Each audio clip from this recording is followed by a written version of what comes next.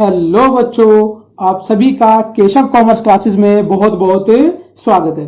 बच्चों, आज हम करने जा रहे हैं अपने मैट्रिक्स में नेक्स्ट टॉपिक, जहां पर हम ये पढ़ेंगे कि मैट्रिक्स के टाइप्स क्या होते हैं। ठीक है, आपको ये वाला टॉपिक पहले बेसिक से चेक से क्लियर करना है ताकि आपको आगे के क्वेश्चंस में और ज्यादा हेल्प मिले। आइए तो हम शुरू करते हैं कि हमारे बेसिक्स के मैट्रिक्स के क्या क्या टाइप हो सकते हैं। ठीक है बच्चों, सबसे पहले होता है रॉ मैट्रिक्स। क्या होता है? Raw matrix. अब ये रॉ मैट्रिक्स क्या होता है सर? ये रॉ मैट्रिक्स एक ऐसा मैट्रिक्स है जब आपके पास मैट्रिक्स में सिर्फ और सिर्फ एक ही रो प्रेजेंट होगी। आई रिपीट, ये एक ऐसा मैट्रिक्स है जब आपके सामने सिर्फ और सिर्फ एक ही रो प्रेजेंट होगी। जैसे कि एक प्रोटोटाइप मैंने बना रखा है ना। ये मैट्रिक्स ए रिप्रेजेंट कर रहा है A11, A12, A13। आप इसको कितना ही आगे बढ़ा लो, कभी खत्म ना करो, वो आपकी मर्जी, लेकिन होगी इसमें एक ही रो, चाहे इसमें 2 एलिमेंट हो चाहे इसमें 4 एलिमेंट हो। ध्यान रख लोगे इसकी बात, शाबाश। जैसे कि एग्जांपल दे रखा है, ए मैट्रिक्स दे रखा है 1 2 3 4, इसके अंदर 4 ही एलिमेंट है, किसमें?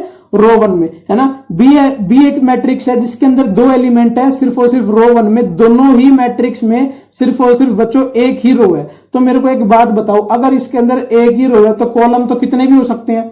कॉलम तो कितने भी हो सकते हैं। तो इस वाली कंडीशन में ज्यादातर जनरली हमेशा एक कंडीशन एग्जिस्ट करती है, क्या? कि m हमेशा छोटा हो जाता है n से।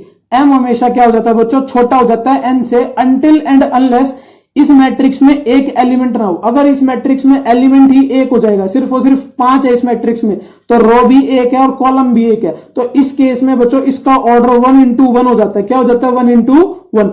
तो इसमें m into m बराबर n हो जाता है हमारा। क्या हो जाता है? m बराबर n। वरना जनरली क्या चलता है इसके अंदर?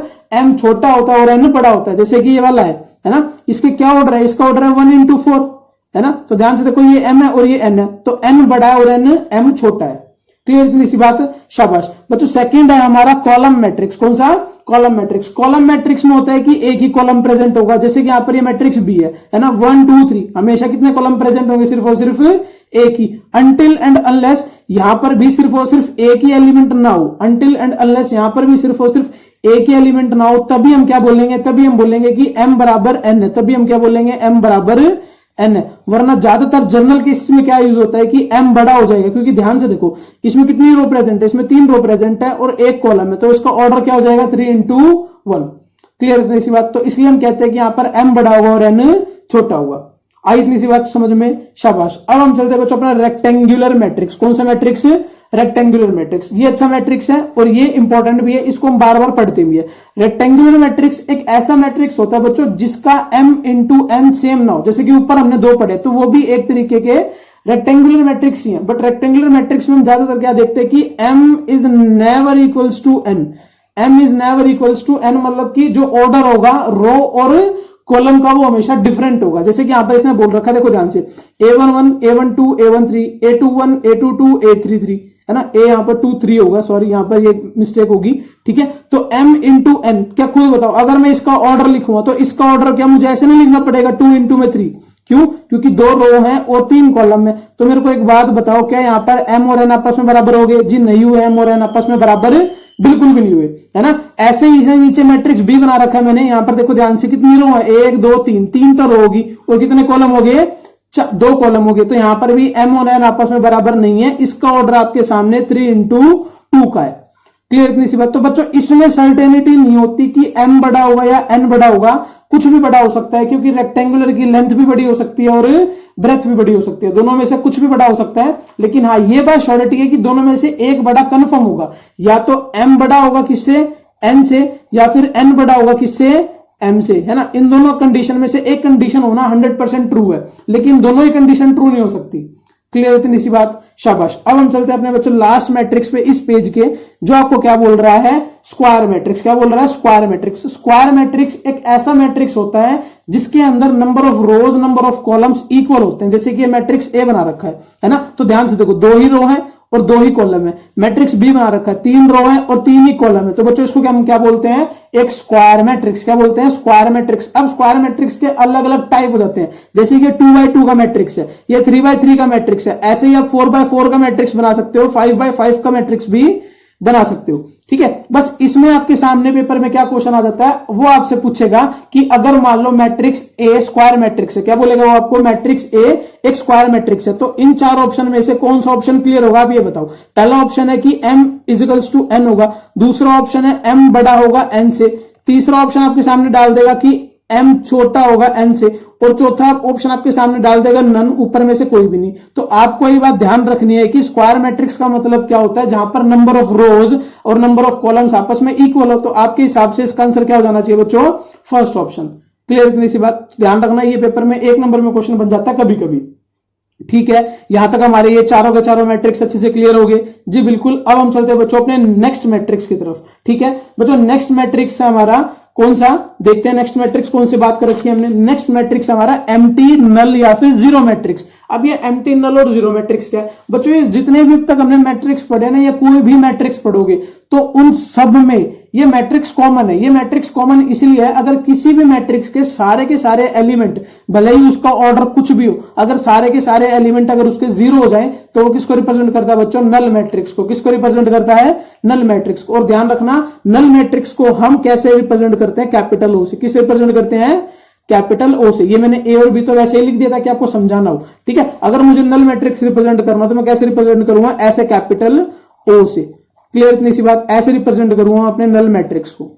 डन, शाबाश। अब चलते हैं बच्चों अपने नेक्स्ट मैट्रिक्स पे। मैट्रिक्स नंबर 6 वो है स्केलर मैट्रिक्स। स्केलर मैट्रिक्स की क्या पहचान है, स्केलर मैट्रिक्स की बच्चों ये पहचान है जिसकी प्रिंसिपल डायगोनल सेम हो। आई रिपीट, जिसकी प्रिंसिपल डायगोनल सेम हो। अब ये प्रिंसिपल डायगोनल क्या होती है सर प्रिंसिपल डायगोनल होती है इस डायगोनल को जो हम बोलते हैं, ये जो डायगोनल आपको दिख रही है ये प्रिंसिपल डायगोनल है। इस डायगोनल को जो मेरे डायगोनल बोलते हैं ये प्रिंसिपल डायगोनल है। ठीक है, डायगोनल तो ये भी है, यहां से आपको ये वाली डायगोनल भी दिख रही है ना, ये डायगोनल ये भी है, इसमें भी डायगोनल ये भी है ना, लेकिन प्रिंसिपल डायगोनल कौन सी है, यहां से जो यहां पर आती है ये वाली जो प्रिंसिपल डायगोनल है, इसको हम क्या बोलते हैं, अपनी प्रिंसिपल डायगोनल। ठीक है, जो प्रिंसिपल डायगोनल सेम हो, इसके एलिमेंट सारे के सारे क्या हो, सेम हो, और बाकी के जो एलिमेंट बच गए वो सारे के सारे क्या हो, zero. I repeat, principal diagonal के एलिमेंट सेम हो और बाकी के उसके अलावा मैट्रिक्स में कोई भी एलिमेंट बच गया वो जीरो हो जाए तो बच्चों वो क्या बन जाएगा, स्केलर मैट्रिक्स। क्या बन जाएगा, वो स्केलर मैट्रिक्स। क्लियर, इतनी सी बात, शाबाश, है ना। अब हम देखते हैं बच्चों अपना प्रिंसिपल डायगोनल मैट्रिक्स। कौन सा, principal diagonal matrix. Principal diagonal matrix देखो बच्चों क्या कह रहा है, प्रिंसिपल का नाम लग गया, प्रिंसिपल डायगोनल मैट्रिक्स। इसका मतलब है कि जब किसी भी प्रिंसिपल डायगोनल का कोई भी एलिमेंट आपस में सेम ना हो, जब किसी प्रिंसिपल डायगोनल का कोई भी एलिमेंट आपस में सेम ना हो, देखो इस वाली प्रिंसिपल डायगोनल का कोई भी एलिमेंट आपस में सेम नहीं है, इस वाली प्रिंसिपल डायगोनल का कोई भी एलिमेंट आपस में सेम नहीं है, तो बच्चों ये क्या बन जाता है, ये बन जाता है हमारे पास प्रिंसिपल डायगोनल मेथड।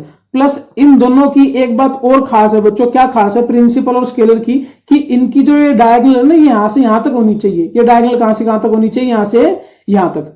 ठीक है, देखो ध्यान से, आपको आगे भी धीरे धीरे करके समझ में आए। जैसे प्रिंसिपल डायगोनल, तो प्रिंसिपल डायगोनल की भी खासियत क्या है, आप इस डायगोनल को अगर मान लो मैं यहां पर ये छुपा दूं कि ये वाला मैट्रिक्स का पोर्शन नहीं है, तो ये प्रिंसिपल डायगोनल मैट्रिक्स नहीं बनेगा। क्यों नहीं बनेगा, इसके अंदर डायगोनल टूट गई। देखो ध्यान से, यहां से यहां तक डायगोनल जा रही है, मैट्रिक्स यहां पर बंद हो गया।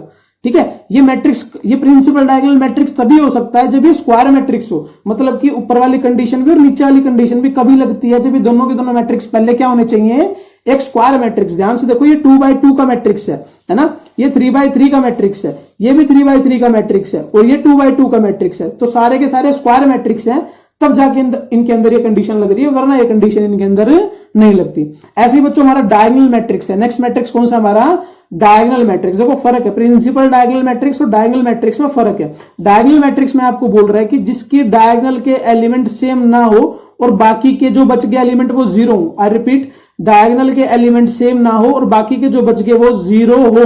ठीक है, देखो स्केलर मैट्रिक्स और डायगोनल मैट्रिक्स में सिर्फ और सिर्फ यही अंतर है। स्केलर मैट्रिक्स में क्या बोल रहा था कि डायगोनल के एलिमेंट सेम हो, बाकी के एलिमेंट जीरो, तो स्केलर। यहां पर बोल रहा है डायगोनल के एलिमेंट सेम ना हो और बाकी के जीरो, तो क्या बन जाएगा, वो डायगोनल मैट्रिक्स। अब आप बोलोगे कि सर इतने सारे के सारे मैट्रिक्स थोड़ी याद रखे जाएंगे, हम तो भूल जाएंगे। तो बच्चों आपको याद रखने की जरूरत नहीं है, आपको सिर्फ और सिर्फ समझना है। अगर कहीं पे जरूरत पड़ जाएगी तो मैं वापस से आपको याद दिला दूंगा अच्छे से। ठीक है, बट फिलहाल आपको यहाँ पर बेसिक नॉलेज होनी बहुत जरूरी है, वरना क्वेश्चन में फंस जाओगे। ज्यादातर पेपर में आपके सामने स्क्वायर मैट्रिक्स पे ही क्वेश्चन आता है। ठीक है, बट फिर भी मेरी ये रिस्पॉन्सिबिलिटी है कि मैं आपको सारा का सारा बेसिक समझाऊं, ताकि आपको सिर्फ और सिर्फ यहां पर नहीं, आगे भी आपको अगर कहीं पर पढ़ना हो तो वहां पर भी आपको अच्छे से चीजें क्लियर हो जाए।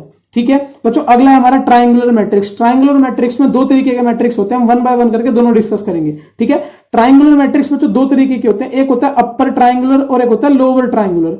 अपर ट्राइंगुलर का मतलब होता है कि ध्यान से देखो, ये उल्टा प्रोसेस याद रखना इसका। अपर ट्राइंगुलर का मतलब होता है जब नीचे के ऐसे ये तीन एलिमेंट ये जीरो बन जाए, ठीक है, और लोअर ट्राइंगुलर का मतलब होता है कि ऊपर के ऐसे ये तीन एलिमेंट जीरो बन जाए। ध्यान रख लोगे आप इसको, रिवर्स प्रोसेस से थोड़ा ध्यान रखना। ठीक है, डायगोनल के एलिमेंट उल्टे पुल्टे उससे मुझे कोई मतलब नहीं है, बट होना क्या चाहिए, ये बाकी ये तीन तो एलिमेंट जीरो और ऊपर के नॉन जीरो, यहां पर ऊपर के जीरो और नीचे के नॉन जीरो, तो हम इसको क्या बोल देंगे, अपर ट्राइंगुलर, इसको हम क्या बोल देंगे, लोअर ट्राइंगुलर। बच्चों ये एक एक एग्जांपल उठा रखे हैं मैंने यहां पर, ताकि आपको ये चीजें दिमाग में एक बार बैठ जाए। क्लियर इतनी सी बात। चलो बच्चों अब हम देखते हैं अपना लास्ट मैट्रिक्स। ठीक है, लास्ट और सबसे इंपॉर्टेंट, जो आपको परेशान भी करेगा और आपके सामने बार बार क्वेश्चनों में आएगा भी। ठीक है, इस मैट्रिक्स का नाम है आइडेंटिटी मैट्रिक्स। क्या नाम है बच्चों इसका नाम, आइडेंटिटी मैट्रिक्स। और आइडेंटिटी मैट्रिक्स को हम किससे रिप्रेजेंट करते हैं, कैपिटल आई से। किससे रिप्रेजेंट करते हैं, कैपिटल आई से। इस बात को ध्यान रखना, आइडेंटिटी मैट्रिक्स हमेशा कैपिटल आई से रिप्रेजेंट होता है। ठीक है, अच्छा तो ये आइडेंटिटी मैट्रिक्स होता क्या है, आइडेंटिटी मैट्रिक्स एक ऐसा मैट्रिक्स है जिसकी प्रिंसिपल डायगोनल 1 1 हो। आई रिपीट, आइडेंटिटी मैट्रिक्स एक ऐसा मैट्रिक्स है जिसकी प्रिंसिपल डायगोनल 1 1 हो और वो स्क्वायर नेचर का हो। ठीक है, प्रिंसिपल डायगोनल 1 1 होनी चाहिए और वो किस नेचर का होना चाहिए, स्क्वायर नेचर का। देखो ध्यान से 1 1 है ना, और ये स्क्वायर नेचर का है 2 into 2, इसलिए मैंने यहां पर क्या लिख दिया, I2 मतलब कि सेकंड ऑर्डर का डेरिवेटिव है, सॉरी सेकंड ऑर्डर का मैट्रिक्स है जिसका ऑर्डर 2 into 2 है ना। I3 मतलब कि ये थर्ड ऑर्डर का मैट्रिक्स है जिसका ऑर्डर 3 into 3 है, क्योंकि ये बच्चों किसको रिप्रेजेंट करता है, एक स्क्वायर को। तो ध्यान से देखो, इसकी डायगोनल भी 1 1 1 1 है और बाकी के सारे एलिमेंट क्या है इसके बच्चों, 0। क्लियर आपको यहां तक सारे के सारे अच्छे से? आई होप आपको यहां तक के सारे मैट्रिक्स के टाइप और उसके एग्जाम्पल अच्छे से समझ में आए होंगे। ठीक है, टिल देन बाय बाय, अपना ध्यान रखिए, खुश रहे, पढ़ते रहे। Thank you for watching.